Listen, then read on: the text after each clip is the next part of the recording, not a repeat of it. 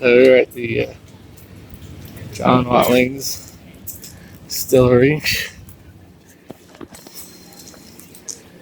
Very nice.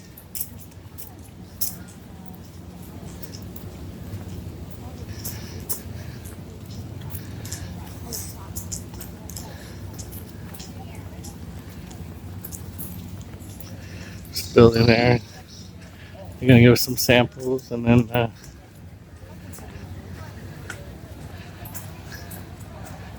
sure try to sell some rum here. Heard they have some good drinks. Check it out.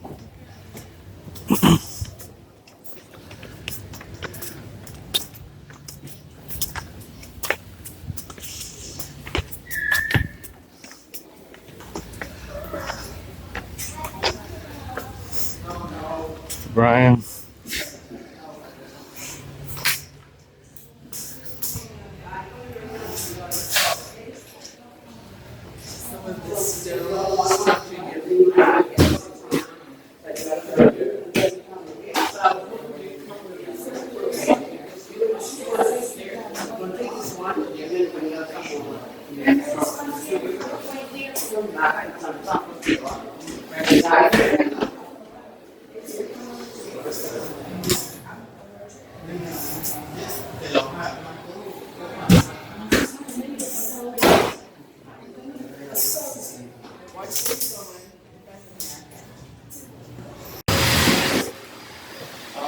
Did you guys try pina colada samples yet? You guys have one?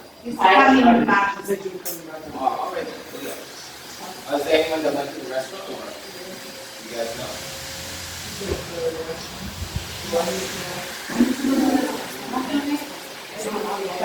If anyone needs to use the restroom, just right there going downstairs.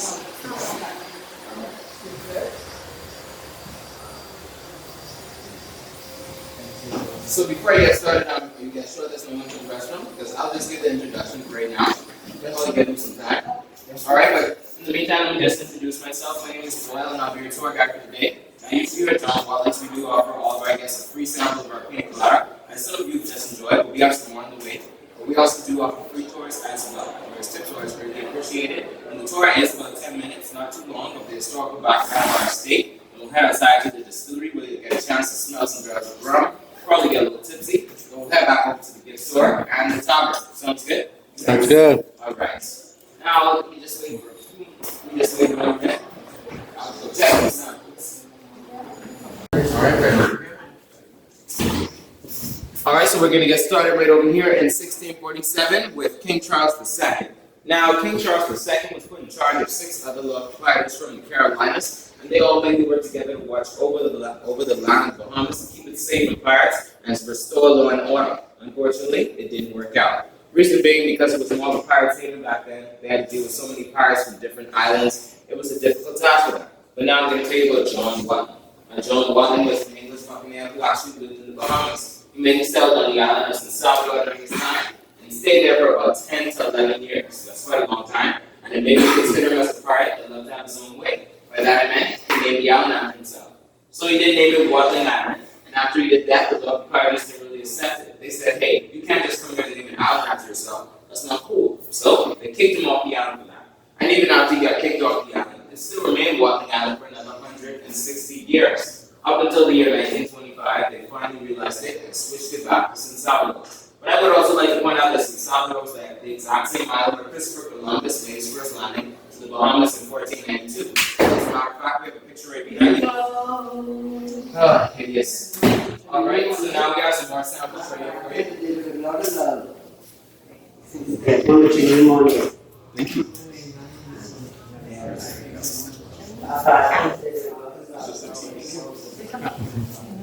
Good. Yes, alcohol is we put even more in the big cups of the floor.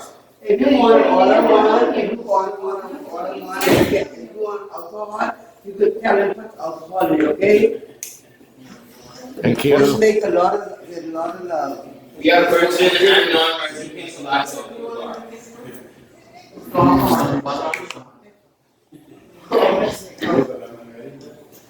You don't want it? I mean, it takes one. For about one time. first voyage to South America. Now, when he went to South America, he took about 90 buccaneers along with him on his journey. They traveled there mainly to raid countries, look for treasure, then gambling all the way. Because that's what pirates do. But they went to places such as Panama, Nicaragua, and also Chile, which was actually the place where John Watling got shot and killed. Ironically, he got shot in the liver in 1691, where he later died. Hence why we named our distillery John Watling's Distillery. Because you guys are drinking with alcoholic access issues to the liver, then you should know the rest of the story. So now we're about to head outside to our very own water well.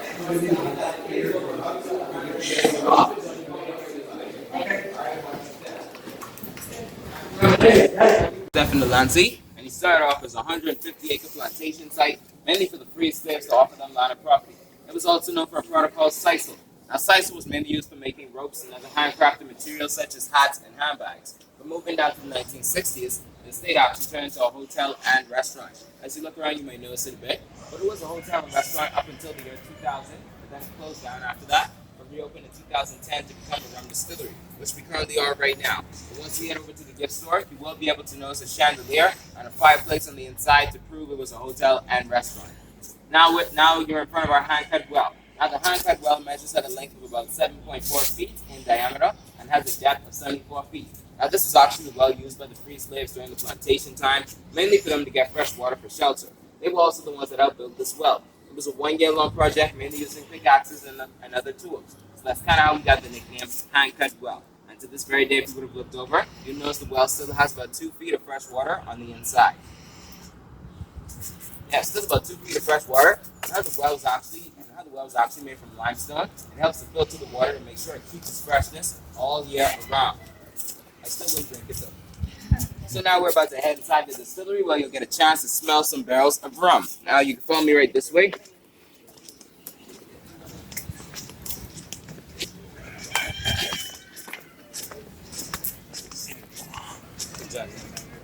All right, watch your step.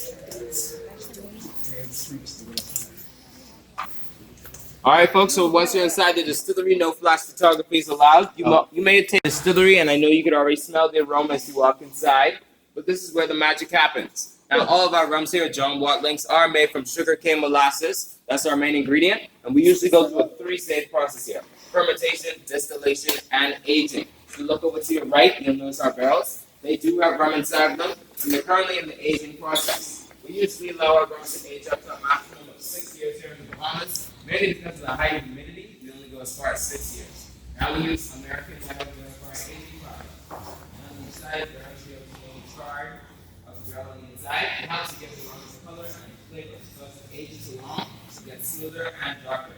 Now here at John Watlings, we use 4 different types of rums. We also have to produce our own vodka as well. It's called the red turtle vodka, but I'll talk about the vodka once we get to the end. This is our first rum right here. If you didn't get a chance to smell it, put your nose right here. Give it a smell.